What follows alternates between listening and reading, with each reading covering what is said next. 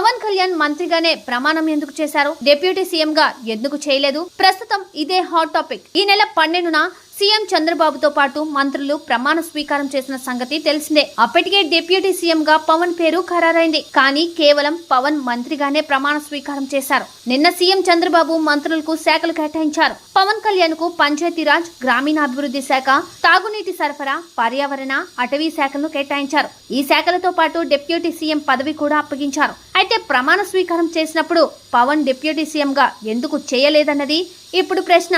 భారత రాజ్యాంగంలో కేంద్ర రాష్ట్ర ప్రభుత్వాలను ఎవరు నడపాలి అన్నది స్పష్టంగా రాశారు. అందులో రాష్ట్రంలో ముఖ్యమంత్రి, కేంద్రంలో ప్రధానమంత్రి ప్రభుత్వాలు నడపాలని పేర్కొన్నారు. వీరికి మంత్రి మండలి సహకరిస్తుంది. ఇంగ్లీష్ లో కౌన్సిల్ ఆఫ్ మినిస్టర్స్ అంటారు. రాజ్యాంగంలో ప్రధాని, ముఖ్యమంత్రి, వారి కింద ఉండే మంత్రుల ప్రస్తావన ఉందే తప్ప ఉప ముఖ్యమంత్రి, ఉప ప్రధానమంత్రి అనే పదాలు ఎక్కడా కనిపించవు. అంటే వీటికి రాజ్యాంగ బద్ధత లేదు. డిప్యూటీ సీఎం పదవులు రాజ్యాంగపరమైనవి కావు. కేవలం అవి రాజకీయపరమైనవి. రాజకీయంగా ప్రధాని, ముఖ్యమంత్రి తర్వాత ఆ స్థాయి కల్పించేందుకు స్పష్టించినవే ఈ పదవులు. సీఎం సమాన స్థాయిలో కల్పించేందుకు డిప్యూటీ సీఎం అనే హోదా ఇస్తారు. ఇది కేవలం రాజకీయ అనివార్యతపై ఆధారపడి ఉంటుంది. ఏపీలో కూటమి అధికారంలోకి రావడానికి పవన్ కళ్యాణ్ కీలకం. చంద్రబాబుతో సమాన స్థాయి అందించేందుకు డిప్యూటీ సీఎం పదవి కేటాయించారు. ఒకానొక దశలో సీఎం పోస్ట్ లో చెరిసగం ఇవ్వాలన్న డిమాండ్ బయట నుండి వచ్చింది.